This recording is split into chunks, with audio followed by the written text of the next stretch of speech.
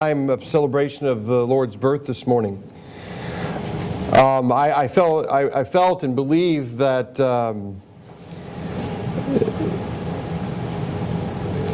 it emphasizes a real sense of weaknesses in our lives. That it emphasizes that the things that God exalts in are not necessarily the greatest things and the biggest things, the most the grandiose things in our life. We see in this passage the justice of God. We see in this passage the promise and faithfulness of God. And we see right in the middle of it the incarnation of God.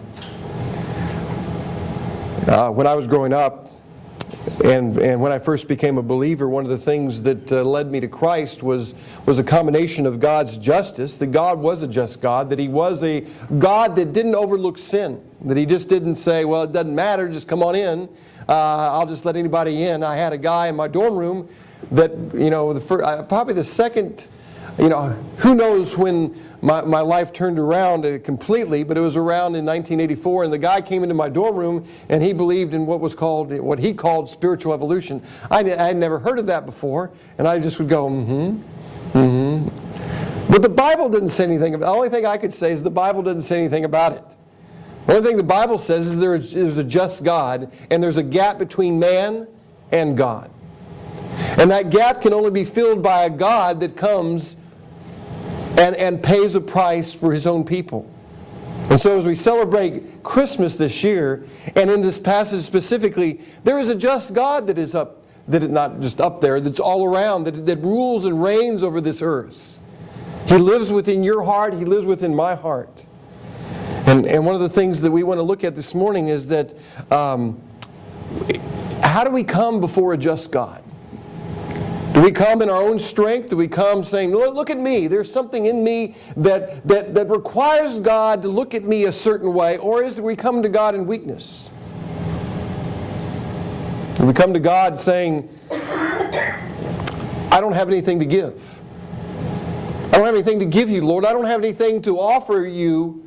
I don't have anything that is worthy to offer up to you because you are just and you have always done what is right and I've always done what is wrong in your eyes.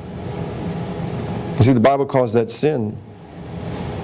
But the problem is we think we're stronger than we really are. And the more we live our lives, I think the more as the Christian lives their lives, they realize that there's a situation and there's a struggle within them that they just can't simply deny. They can't simply overcome by their own strength without the Spirit of God living in their life.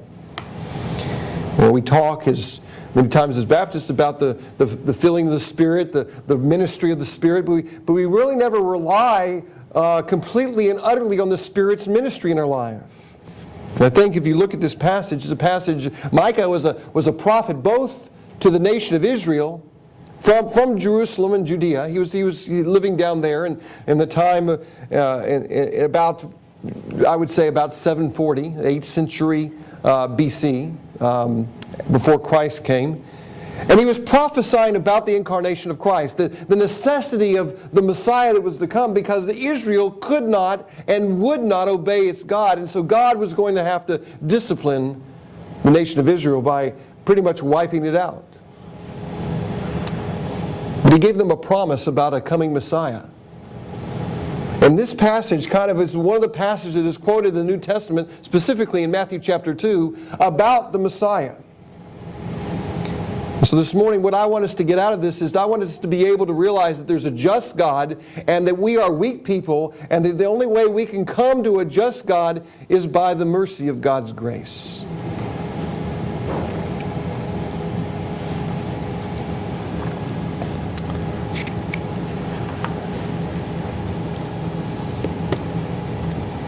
One of the things that this passage reminds me of when I was a boy, we would read this passage, I guess, a lot during Christmas time at church, and we'd go through the motions. And one of the things that when I became a Christian at Christmas time, I did not want to just go through the motions. It's easy to go through the motions at Christmas, isn't it? We've heard it before. And it's one of the, for pastors, sometimes it's a tough thing because we've preached it all before. We're trying to say, how can I do something new and improved? There is no new and improved on the incarnation, is there? There's nothing else that we can do. And so let me go through this passage, because one of the things we want to look at this passage is that when we are weak, we have the best chance to come and rely on God's mercy and grace. When we are weak, we stop depending on ourselves and our own resources. When we realize that we're weak, God becomes strong for us. So when we're weak, God can do amazing things in our lives. So look as we go through here. I want to just basically say, when we realize our weaknesses in light of the justice of God, when we realize we are weak, we can realize we can know and help you do several things. When you realize you're weak, you can rely on God better.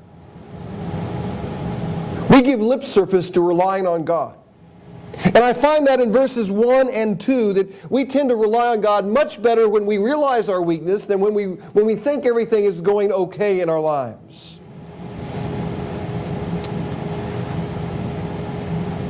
Verses 3 and 4, we realize when we realize our weaknesses, we tend to rest in God better. We tend to relax and rest in the provisions that God has for our lives. We don't get worried as much.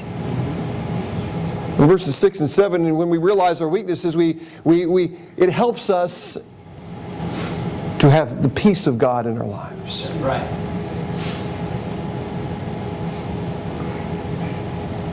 So I'm going to just walk us through this passage as we prepare to take up the Lord's Supper this morning.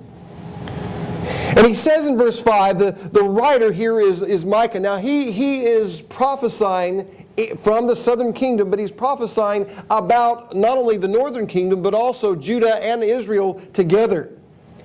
And he's saying to them, as a prophecy here, this is one of the 3 now prophecies. If you look at verse 9 of chapter 4 and verse 11 of chapter 4, it all starts with now. It says, verse 9, why do you cry out loud? Is there no king among you? Verse 11, now many nations are assembled against you, saying, let her be defiled. And then he comes to verse 5, now. But the now here, I believe, is stated to the enemies of Israel. Some people say it's the friends of Israel. I guess it could be Israel. But I think it's the enemies. He says, now muster up your truth, O daughters, or daughter of troops. He says here that all of a sudden now God is commanding or encouraging people to muster up troops. Now, some people would say that really the reading is strengthen your walls. Some translations have strengthen your walls. Someone says, another translation, depending on which translation, it says now, gash yourself. But I like the idea of the translation that says, muster your troops, O daughters of Zion. O daughters of troops. And here God is saying, give me your best. Muster up your troops. Muster up everything you can. Now, if it's given to the enemies are going to slay Israel. If it's given to the friends of Israel, they will not be able to stop God's judgment against Israel. But in the second sentence he says, or the second part of that sentence, he says, siege is laid against us. Micah knew that the coming discipline of God, the coming destruction of Israel and Judea, was because God had to discipline them, and it was against them. It was against us. He didn't say, look, you're the problem, and you're the problem, and you're the problem. He said, we are the problem. He included himself in this siege.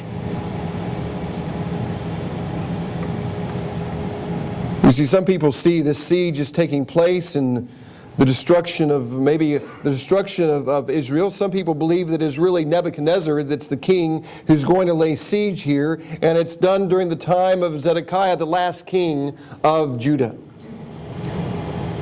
And most likely that's the case.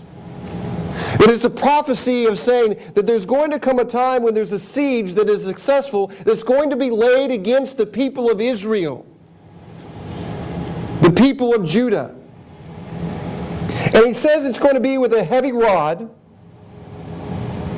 And And it's going to be, and they're going to strike the judge of Israel on the cheek. In other words, it's going to be an offense against the nation of Israel.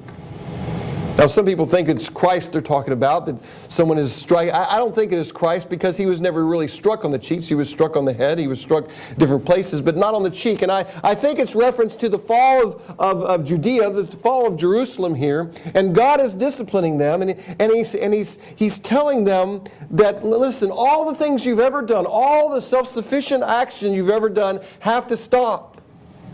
Because discipline is here.